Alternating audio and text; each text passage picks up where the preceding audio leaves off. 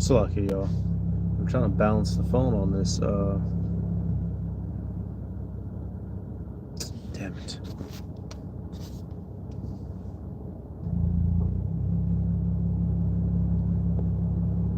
Alright, you know what we're gonna do?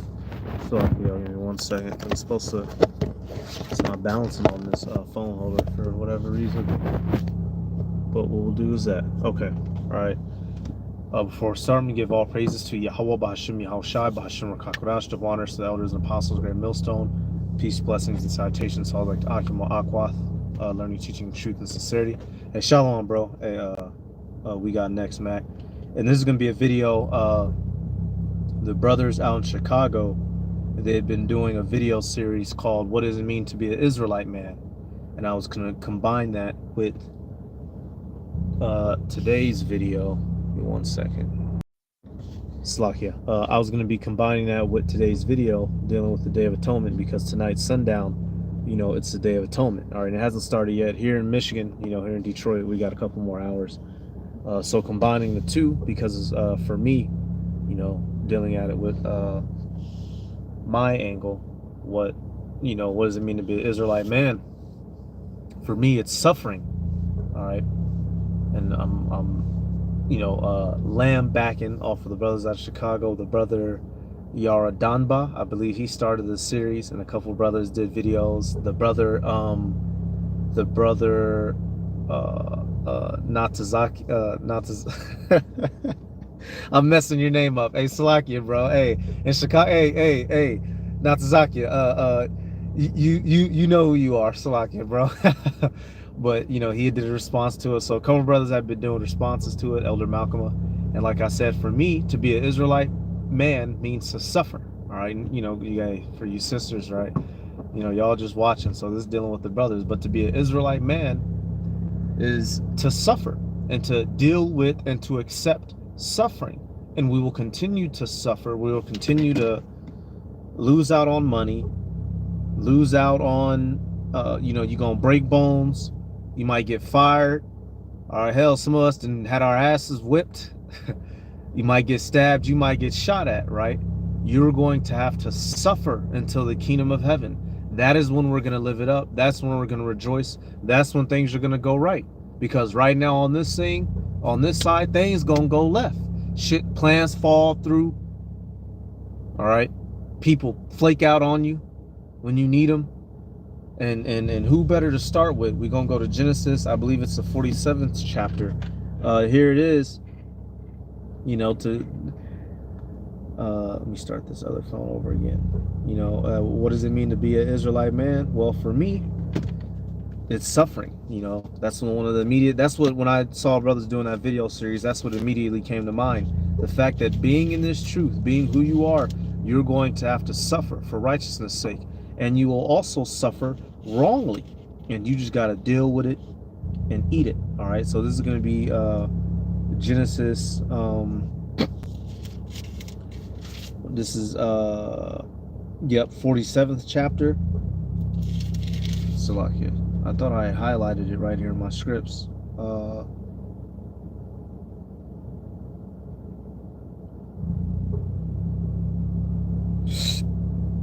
Salakia. This is I reread recently when Joseph had introduced his family to Pharaoh. That's where you get this scripture from that I'm about to read. Salakia. Give me okay, yep, right here. This is Genesis 47. I'm gonna start at 7. This is when Israel, Jacob, whose name was changed to Israel, this is when he was introduced to Pharaoh. Genesis 47 and 7. And Joseph brought in Jacob his father, and set him before Pharaoh. And Jacob blessed Pharaoh. And Pharaoh said unto Jacob, How old art thou? And Jacob said unto Pharaoh, The days of the years of my pilgrimage are 130 years. Few and evil have the days of the years of my life been, and have not attained unto the days of the years of the life of my fathers, and the days of their pilgrimage. So here it is, y'all. This is Jacob, our great forefather, right? Who we, you know, look up to and reverence. What did he say about himself? He said, my days have been few and full of fucking trouble. And do we not feel the same? And do we not feel it more? He said that, my days don't attain to those of my forefathers before me. And now we're in that same estate. We go through all this hell, and we not even going to live as long as our ancestors, nor are we going to be great in power and in status as they were in this current world. And Jacob said that pertaining to who? Isaac and Abraham. Because now Jacob was on a level, but he wasn't on the level of Abraham. All right. So even he himself, as great of a man that he was, he wrestled an angel. He had his wives, had those children, got the cattle from Laban. But when you look through the story of Jacob, Jacob's life was hell, y'all. Laban was doing him dirty, played games with him to get his wives. Esau, he thought Esau was about to come murk him. The angel knocked the hollow of knocked his joint, his thigh out of joint, right? So he caught hell, and he was, technically speaking, the first Israelite. Or, literally, his name was changed to Israel. So if the first man named Israel went to hell, what do you think you about to go through? You think being in this is a cookies and cream? You're going to suffer. You're going to have to display patience. You're going to lose things. You're going to want things. You're going to need things and not have them. Nevertheless, you must maintain the faith, and you can't break. All right. So we're going to go to Job. Hey, bro, I saw you posted something. I'm going to read it in a second. That's the first thing that came to my mind was suffering. To be an Israelite man is to suffer. And you just got to deal with it, homie. We're going to live it big in the kingdom. Right now, this ain't our kingdom. Job 14:1. Man that is born of a woman. We come from women, right? Your mama black, right? That's what they yell at us, right? Your mama black, right? Says man that is born of a woman is a few days and full of trouble. Outright. Now, granted, we live decades, 60, 70, some of us 80. If you're taking care of your health, brushing your teeth, eating your fruits and vegetables. But ultimately, they're few compared to, Adam, 900 some years, right? Noah, if I remember correctly, was 800 some years. He lived, I want to say, 700 more years after the flood, if I remember correctly, right? So we go through all this suffering. We find ourselves in the land of our captivity. You get old, and then you just back to the spiritual realm, waiting to start the cycle over. Well, that's what we got to go through here, because we sin, so we have to bear the indignation. Let me get this. First, let me give the brother a drop. Let me check it. Yep. Hey, perfect. Matthew 11:12. And from the days of John the Baptist until now, the kingdom of heaven suffereth the violence, and the violent take it by force. What's the kingdom of heaven? Us, the Israelites, literally, our bodies. Who's taking us by force and doing violence upon us? Esau, Edom, the so-called white man. All right. When you look at our history, we've had more history of getting screwed over than we've had of living it up. Under Solomon, you had 40 years of peace. Outside of that, we've been getting our asses handed to us. All right. Matter of fact, I was talking with a old homie. I think that was sometime last week. He said something. He's like, yeah, man, we've been fighting a white man for a minute. I said, no, we've been getting fucked up by the white man for a minute. And we both literally started, laughing for about a full minute straight after that. Because it's true. We've been getting our asses handed to us by Esau, Edom, Ishmael, Elam, the Assyrians, right? Getting cracked. Our women on our head every single day. And what you gonna do? Is you gonna quit? Is you gonna fold under the pressure? Or you gonna keep going? All right. First Peter now. This one just came to mind. So, and this ain't, to break nobody's hope, but it's just to get it in your remembrance. You gonna go through hell. So don't up and look crazy when you're going through hell, because we are promised to. All right. And tonight's the Day of Atonement, and I'm tying it in. The fact that you have to fast to a degree, that's a form of suffering. It tells you, I'm gonna go read it in Leviticus. It tells you that that's the day that we afflict our souls. So we literally deny our flesh of food and drink, of sustenance, for 24 hours from a sundown to sundown in reverence to Yahweh Bahashim Yahweh Shai. That's a form of suffering. Our very belief system requires us to suffer as Israelite men, and you have to be okay with it, accept it, love it, deal with it, and embrace it. Otherwise, you're not going to make the cut. All right. That's why the many of our people, the world, many men who know of the Israelites, but don't fully come in because they don't want to suffer. Here it is. You just had that thing go on with what's his fucking name? Errol Spence and Sakari. You know, they're all clout chasing, using his name, all surprised, or making a big deal that they ran an Errol Spence. We don't give a fuck. I saw a couple brothers do response today. The brother Yahweh, elder brother Yahweh did a video out of Hawaii. What that shit mean to us? That dude, he's not gonna give up his riches and come down here and come suffer and come do the work of Yahweh Bashim Yahweh Shai, get ridiculed, lose out on millions, potentially lose his woman. He got him a nice so-called a bad B, right? I believe her body's fake. That's just, her body looks customized, right? Kids, big expensive house, car.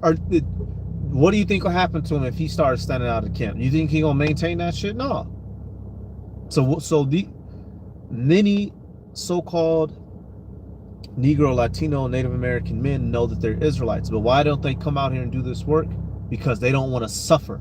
They don't want to lose the minor little benefits they barely got in the world any fucking way. So for us to come out here and do this, you got to swallow it down. You got to swallow it down. 1 Peter 4:1. All right, this is one of my favorites.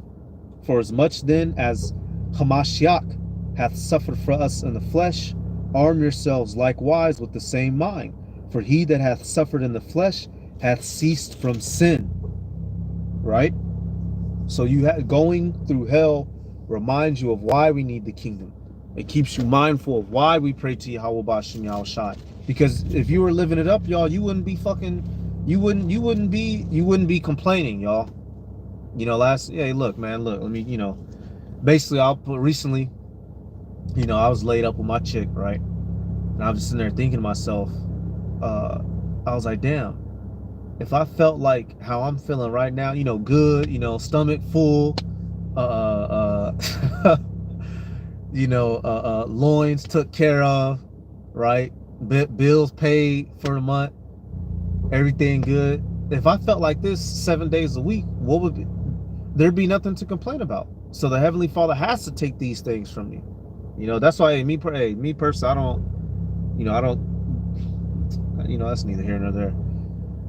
It's no wonder why the Lord has shit go wrong in our lives on a day-to-day basis. On a weekly basis, 7 days a week, you might have 3 good days out that week. The mother 4 days, fucking, something broke on the car. One of your kids, he done ran into the wall like a clown, busted his nose.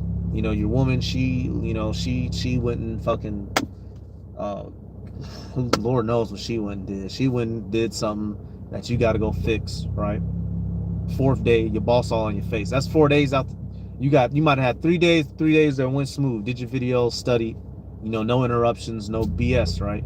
But it has to be like that, because if you're not suffering in this flesh, you'll be enjoying the pleasures of sin for a season, and when that destruction comes, you wouldn't be ready for it. So we got to catch hell, y'all. It keeps us on our toes. It's like sparring, for boxing or MMA. If you're not sparring, you're losing the feel of what it's like to be in a fight. So your reaction time is draining or dissipating. Reflexes, defense, offense, your ability to think on your feet. When your plan isn't going according to plan, you got to come up with a new one, right? You're losing all that if you're not sparring, right? Well, it's the same thing in this truth. If you're not going through hell, then you're not building up your ability to fight demons when they come your way. So usually whenever a demon comes, your ass is off click. That's why certain dudes, they'll be around, and then they just not around, because they didn't, a demon hopped into their head and they just went with it. They just went and lived it. They didn't, no walls built up, no barriers, because they're not used to it, right?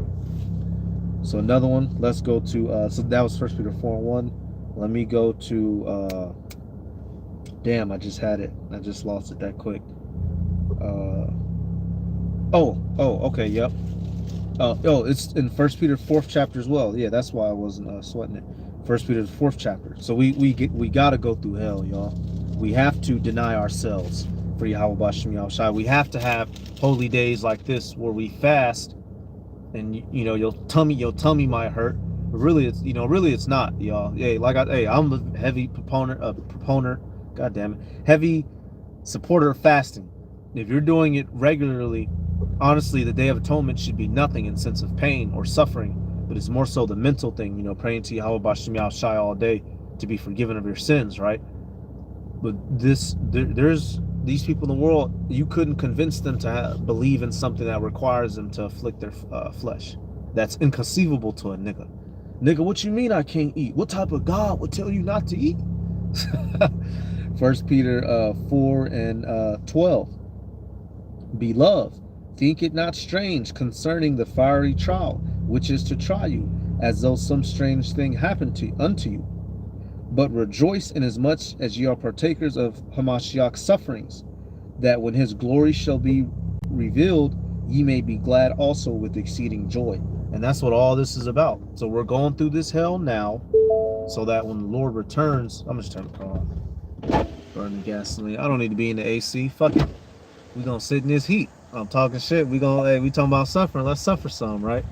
So like I was saying, at the return of the Lord, that's when we'll be glorified. So we go through all this hell now, so that on the other side, when we're glowed up, as Jake say, right? When we glow up, it's going to be such a phenomenal thing, because we're used to being in a cramped ass little living space, people talking crazy to you, people looking crazy at you, not having enough money for the things that you would like to do, because hey, the Lord gives us our daily bread, right? But there's certain days you may just want to go buy an extra pair of shoes, but you can't fucking afford it.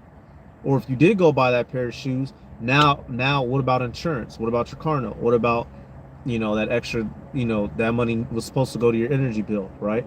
So we don't get to live the luxurious, lavish life.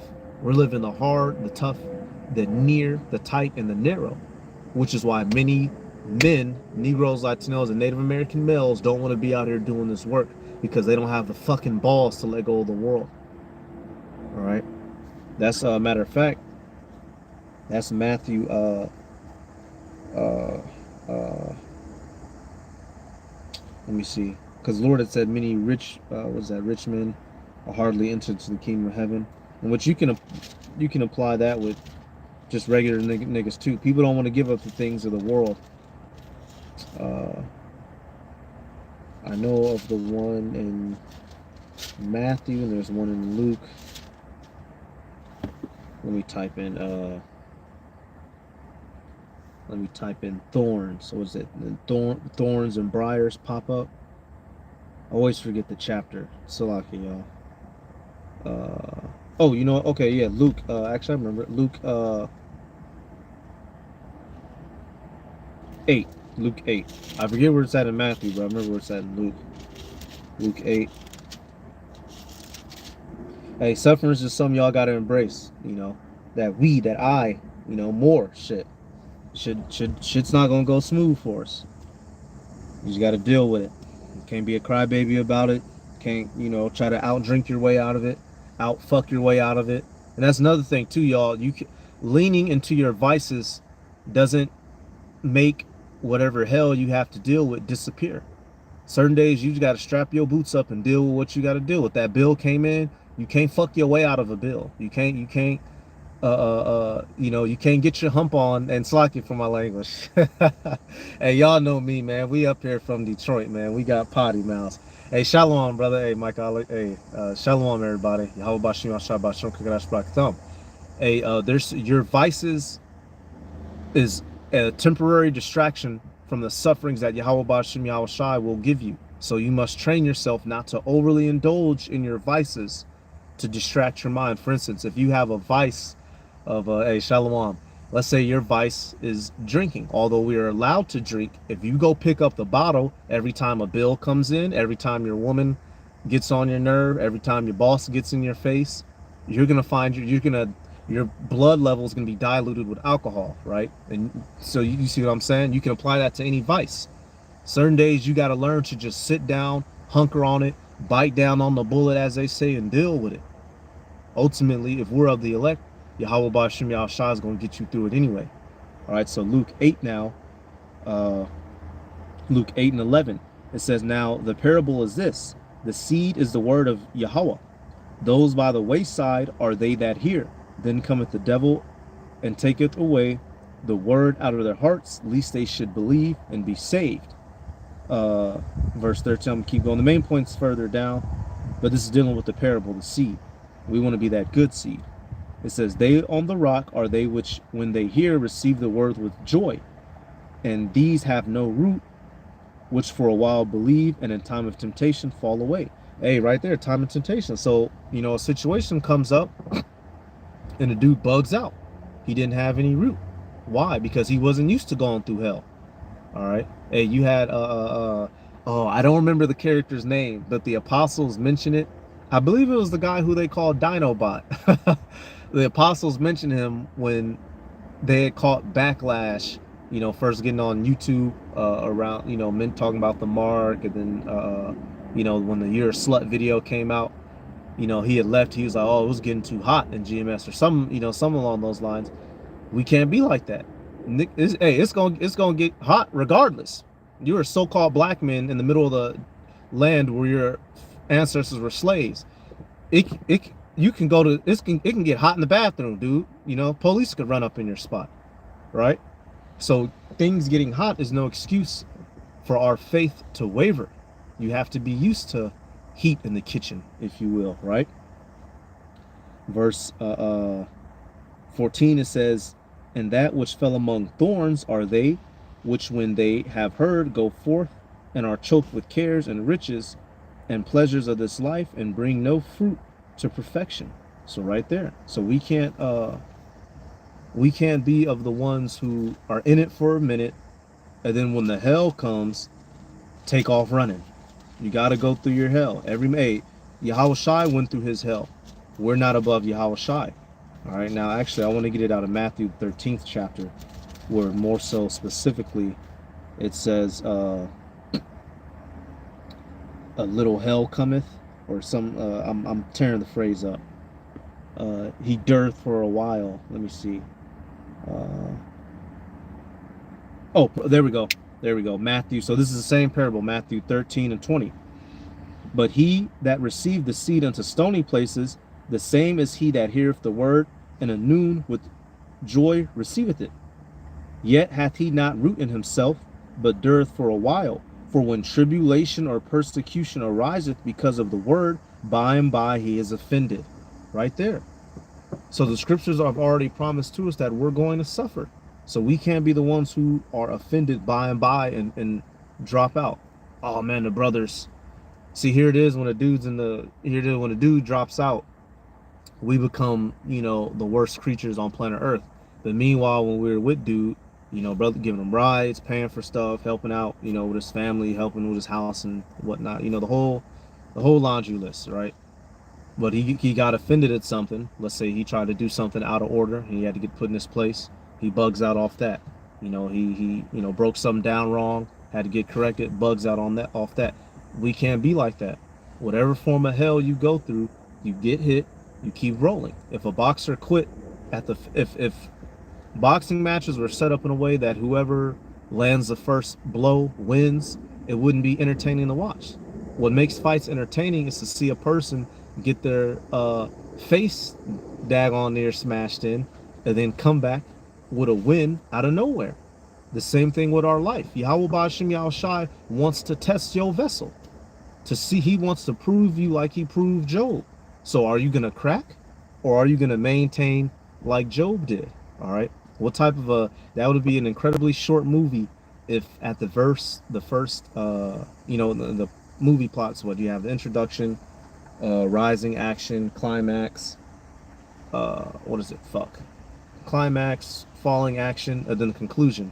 If you breaking down at the rising action, you're not even getting through the rest of the 70% of the movie. All right, so you gotta keep your movie going. Matthew, the brother Mac posted perfect. Matthew 16:24 says, then said Yahushua unto his disciples, if any man will come after me, let him deny himself and take up his cross and follow me. For whosoever will save his life shall lose it, and whosoever will lose his life for my sake shall find it. Hey, perfect, brother. Yep. Hey, you get it. You get it. You're gonna catch L's. You're going to go. You're going to have, fender benders. You're gonna have. You might get some stolen from you. You're gonna have. You're gonna lose women.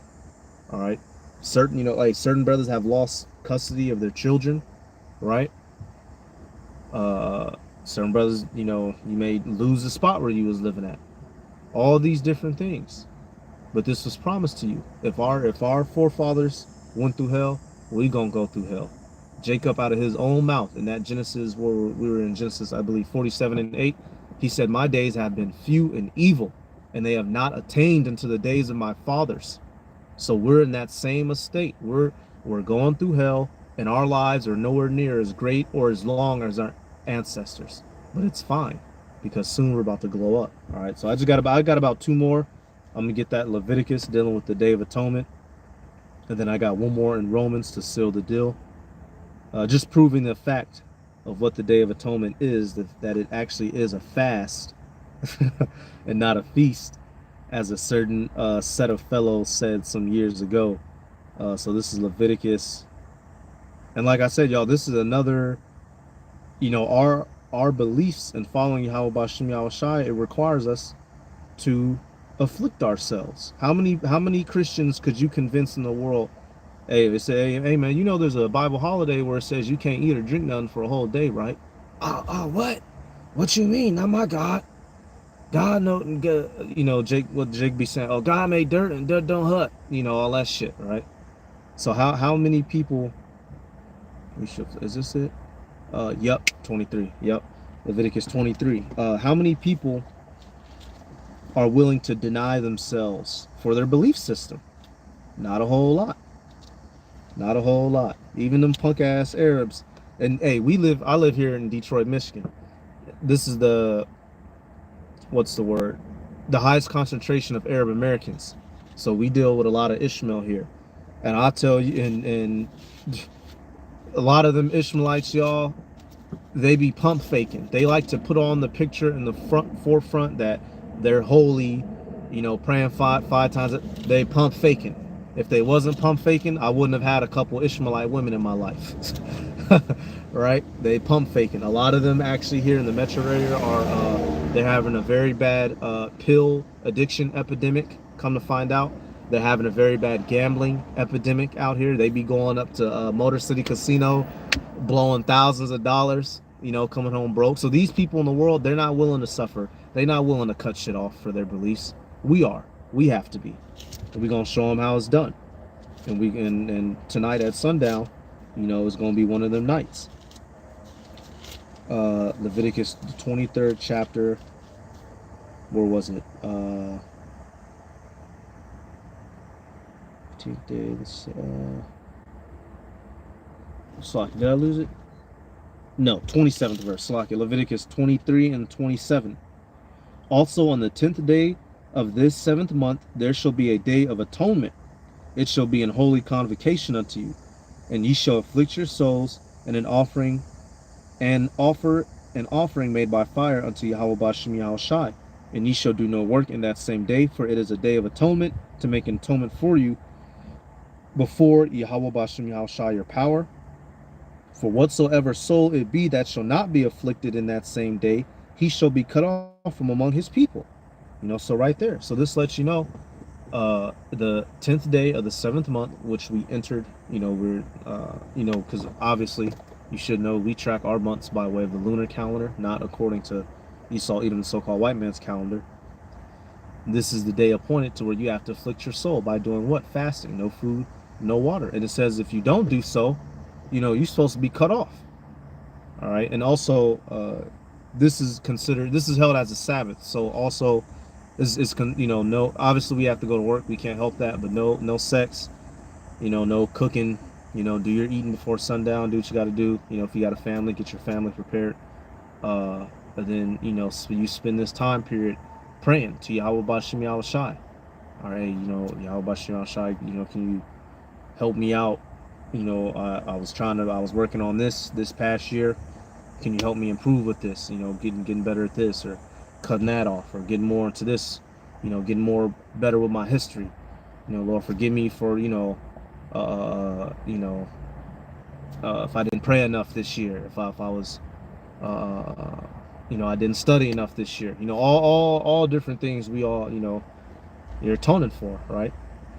But this is something that a person in the world without faith, they feel too prideful to debase themselves for a God that they can't even see in their eyes, right?